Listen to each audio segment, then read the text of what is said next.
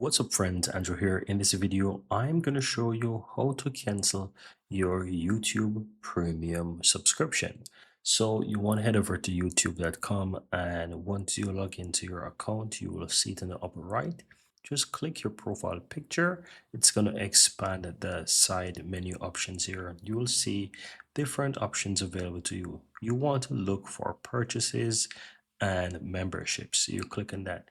This is where you'll find all of those purchases and membership, and you will find on the membership premium. You can see this is the YouTube premium, and so you want to expand it by clicking the drop down right here, and here you will see the option. Quick one.